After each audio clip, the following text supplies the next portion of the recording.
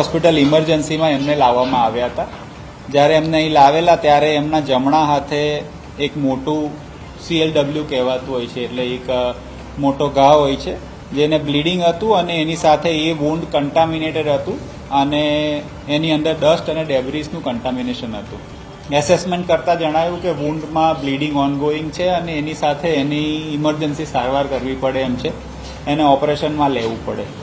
કારણ કે આ પ્રોસિજર જનરલ એનેસ્થેસિયામાં કરવી પડે. 9 વર્ષનું નાનું બાળક હોય, એમના જે પ્રેઝન્ટ વડીલ હતા એઓને જે રિલેટિવ્સ હતા તેમને એ બધી સમજ આપી અને ત્યાર પછી એમને પ્રોસિજર રિલેટેડ જે આપણી કાર્યવાહી થતી હોય તે બધી એમને ડિટેલ આપી.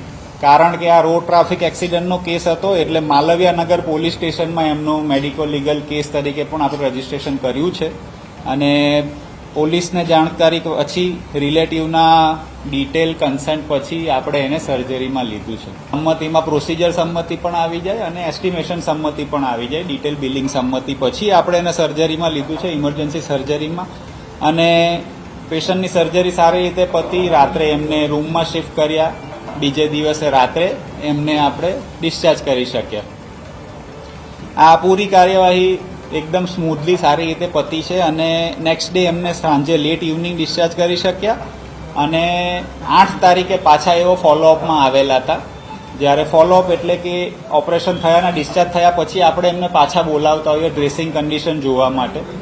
ડૉક્ટરે એ ડ્રેસિંગ કન્ડિશન વગેરે ડિટેલ એક્ઝામિન કરી અને એ પ્રમાણે એમના પ્રમાણે વૂન્ડ ચોખ્ખું છે અને હિલિંગ સારું ચાલી રહ્યું છે. મતલબમાં ઓપરેશનનું જે અગત્યનું આપણું કામ હતું તે પૂરું થયું અને હવે પેશન્ટ રિકવરી ફેઝમાં છે. રિલેટેડ ચાર્જીસ જે insurance company approved schedule of charges પ્રમાણે ચાર્જ થયા છે, જેમાં પણ સંમતિ રિલેટિવની રહી છે અને ડિસ્ચાર્જ વખતે પણ એમને કોઈ પણ ડિસ્કશન જે પણ એની સમજ માહિતી આપ્યા પ્રમાણે એમને સારી રીતે આપણે ડિસ્ચાર્જ કરી શક્યા છીએ. જે પણ ચાર્જીસ થયા છે તે આપણા અપ્રૂવડ SOC પ્રમાણે થયા છે, ડિટેલ એક્સપ્લેનેશન અને સંમતિ સાથે. અમારી તમામ માહિતીથી અપડેટ રહેવા માટે જોડાયેલા રહો S9 ન્યૂઝ સાથે.